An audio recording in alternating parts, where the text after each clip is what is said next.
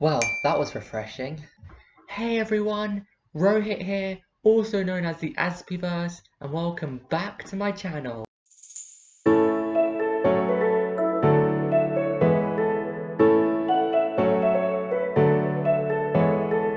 Hey everyone, what is going on? I hope we're all having a great day today. It's Rohit here, also known as the Aspiverse, and boy do I have a video for you. But before we get into today's video, I want to know, how are you guys and girls feeling? Do you feel positive?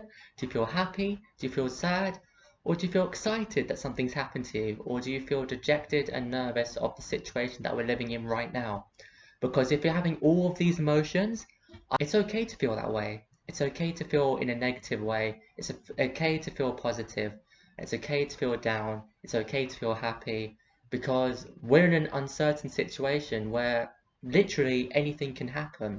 Like, we're in lockdown and it's had a toll on our mental health, and it's affected all of us in so many different ways. So if you're feeling sad, that's okay. If you're feeling dejected, that's okay. If you're feeling happy, great, that's fine. If you're feeling excited, then great, that's fine. Let me know in the comments below what you guys and girls are feeling right now. It's nice to know how you're all feeling in these unprecedented circumstances. Also, share some achievements as well. It's nice to know what you guys and girls have achieved in the last year or so, because we gotta spread that positivity and we gotta spread good vibes, and that's what it's all about. Alright, enough of that. On with today's video, which is going to be about autistic burnout.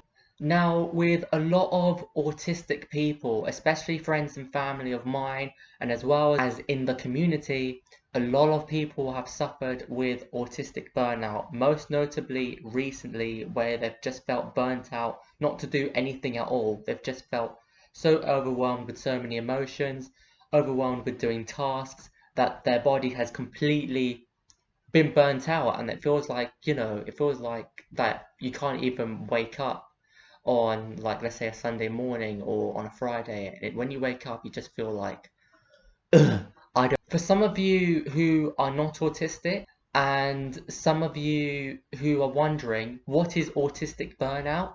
Well, in this video, I'm going to explain to you what autistic burnout is, and 5 ways in how to cope with autistic burnout, and another 5 ways in how to avoid autistic burnout. Whew! So, what is autistic burnout? Now, autistic burnout mainly happens in autistic people, and it's when someone who is autistic gets burnt out after feeling emotionally, physically, and mentally drained after doing so much work, so many tasks, and having a series amount of emotions all built up into one emotional meter, let's say. Let's say you have an emotional meter and you have a task meter, and you do so many tasks and you do so much work and you're dealing with so many emotions, that emotional and task meter builds up. And it builds up, it builds up, it builds up until it hits a red spot, and then you can't take it. Your mind, body, and your emotions cannot take it, and you suffer burnout where you just want to lie in bed all day and, do nothing. And for some people who are non-autistic, they accuse us of being lazy when it's just us suffering from autistic burnout. So first things first, we are going to look at 5 ways in how you can avoid an autistic burnout. So first of all, you gotta know the signs. So for me, for example, I've been working. I've been making videos, I've been making music, and I've been doing a lot of tasks. But the first signs of me when I suffered autistic burnout is that I've been doing way too many tasks at way too many different times in one day. And the first time after I suffered autistic burnout was the very next day. I was like this. I couldn't do anything. I was just tired, stressed, anxious, and I could barely stay awake.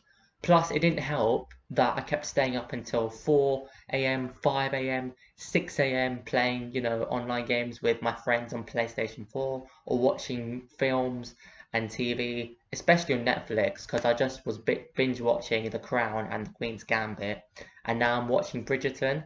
You should really watch that 'cause it's actually a really good series. Uh, but I kept doing that and I wasn't looking at the signs.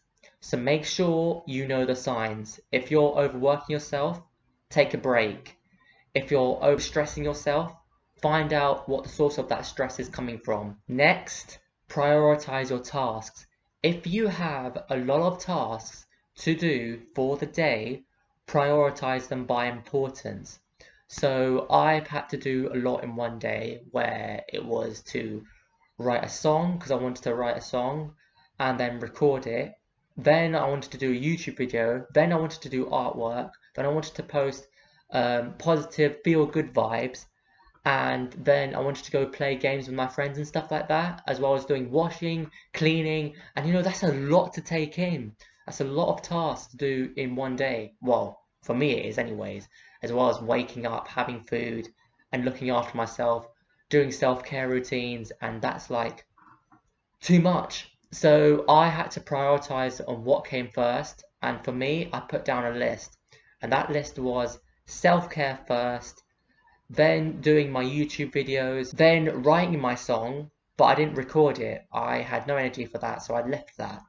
I was going to go play games with my friends, but I said until later on because I didn't have the energy for that. And then I did my cleaning, my washing up, feeding myself because eating yourself and self-care again is important for me and is important for all of you watching this video as well. So I focused more on that than doing all the non-important things. So always prioritize the most important thing. Next, plan a schedule for the day. So I use this app called Timo, which is basically used by ADHDers and autistic people in how to plan their day and to plan what tasks they're going to do for the day. They plan what tasks they are going to do for the day. So here is my schedule of what I plan to do for the day and my tasks of what I need to achieve by the end of the day. This helps give me a better organization of who I am. This helps me plan a bit better in advance. Practice self-care, because self-care is so important. I cannot stress this to you guys and girls enough. Make sure that you're looking after yourself. Make sure that you're having daily showers. Make sure that you're brushing your teeth. Make sure that you're brushing your hair. Make sure that you're planning schedules. Make sure you're getting enough sleep and enough rest, because that is very important. Our eyes need rest. Because I'll tell you this, I've not been getting enough sleep because I keep sleeping at 4, 5, 6 a.m. in the morning. And that's happening to a lot of autistic people. We're sleeping at very late times. I don't know if you're getting that, but I'm getting that a lot. And I'm trying to get back into a routine.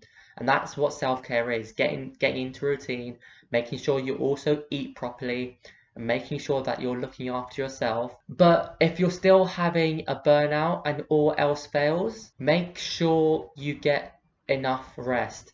If you want to have a lazy day, have a lazy day. If you want to have 3 lazy days, have 3 lazy days. If you want to have a week where you're just sleeping in, do it. Do what you need to do so that you don't feel so burnt out, because rest is very important. And, you know, de-stressing yourself is also very important.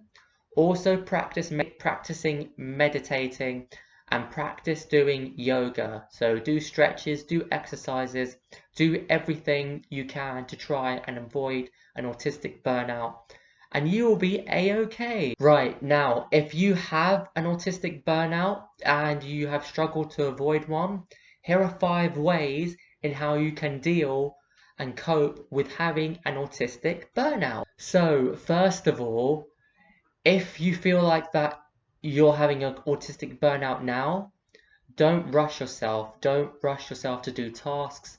Don't rush yourself to go out with your friends. Don't rush yourself in the fact that you have to do things quickly and efficiently because you'll get tired later. Please don't do that. Because you'll just get more stressed, you'll get more exhausted, you'll get more tired, and before you know it, you'll have more of a burnout than you already are. So to my autistic friends and family, don't rush anything. If you're feeling tired, go to sleep. If you feel like that you can't meet your friends, cancel plans.